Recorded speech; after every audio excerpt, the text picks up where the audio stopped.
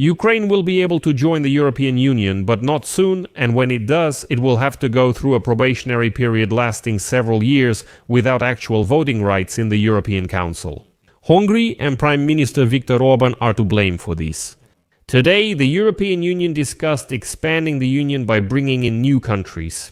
This is a process that has been halted for more than 10 years. And importantly, this process has intensified precisely because Ukraine is getting closer to joining the European Union, which means the European Commission is rushing to develop all the mechanisms for bringing in a new country. Today, Ukraine received the European Commission's report as part of the European Union enlargement package, which analyzes Ukraine's progress on its path to the European Union. In addition, the European Commission is working to open negotiation clusters for the accession of Ukraine and Moldova to the European Union by the end of November. But here's a surprise for you. Besides the probationary period for joining the European Union today, it was clearly stated that Ukraine, of course, did a great job. It implemented very large-scale reforms, and none of the current European Union members had done this before. But the European Union will not offer anyone simplified paths to membership, including Ukraine.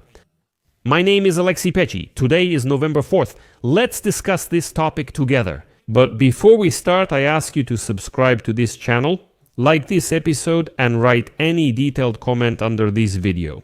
Also subscribe to my Telegram channel Pechi News. The link to it is in the description of this video. There we publish breaking news as soon as it comes in. If you want to support the work of this YouTube channel, you can do so financially with any donation or paid subscription using the links and details provided. In the description of this video, it says support the channel Alexei Pechi. Use any format that works for you. I appreciate any support you offer. So, today in Brussels is a big day. They talked about the expansion of the European Union there today.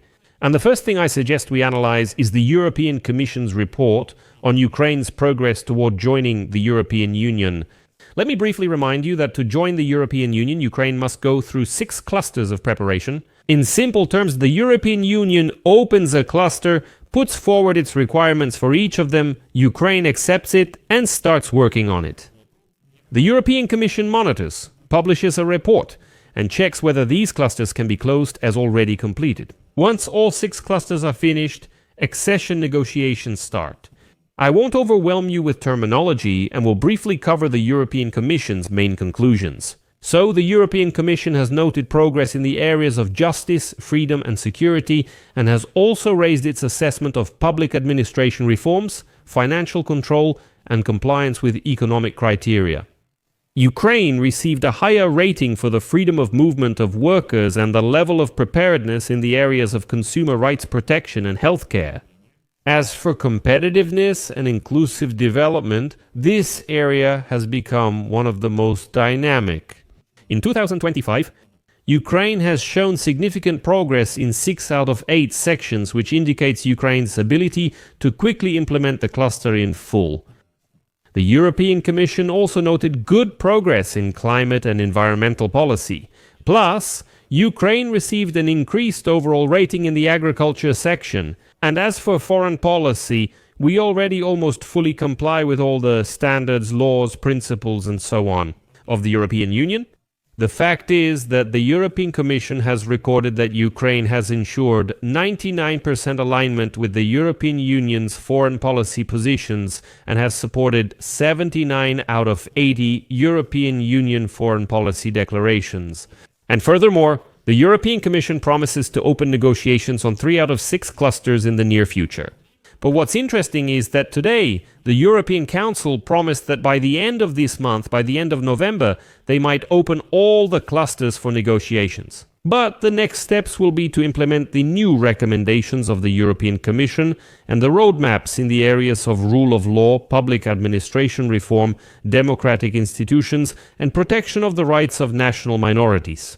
Well, here Hungary will definitely have its say, and unfortunately Ukraine can expect some unpleasant surprises here. On this path, new members of the European Union may be put on probation for several years and expelled from the bloc if they backslide on democracy. Such an initiative has emerged in the European Union amid concerns that new members will imitate Hungary after joining the European Union and behave in the same way.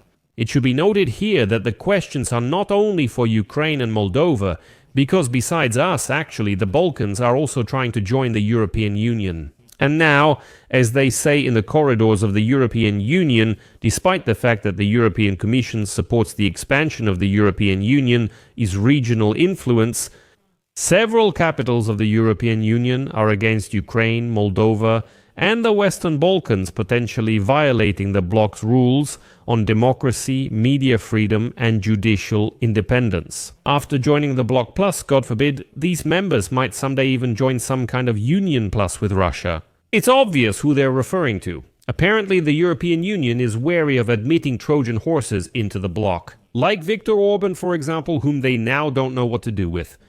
And now the European Commissioner for Enlargement, Marta Kos, says that the European Commission is working on ideas like a transitional period, a kind of probationary period, which can be called precautionary measures.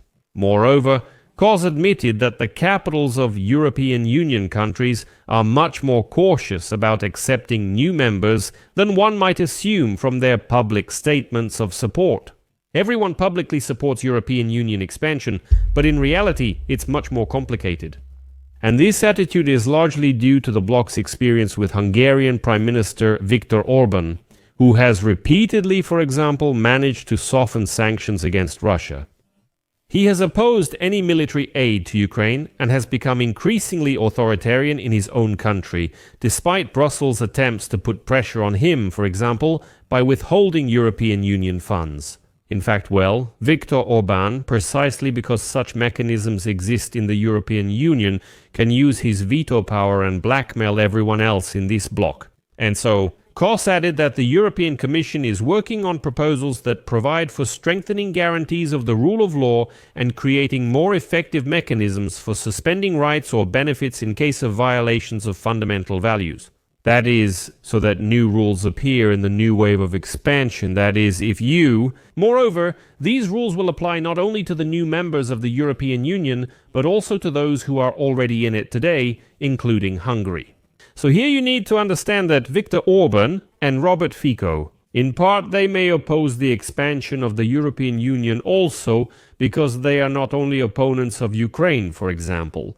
And they also understand that with expansion, it's not just Ukraine joining the European Union, but the rules of the game will change as well. And, for example, with each... let me explain. Let's put it this way. With each new wave of expansion, the European Union went through certain cycles, and with every expansion cycle, the rules of the game always changed. So, in fact, Pio, when one, two, or several countries joined the European Union, it became a new European Union with a new set of rules. As soon as new members appear, the rules can be changed. As long as there is no European Union expansion, it's very difficult to change the rules within the European Union.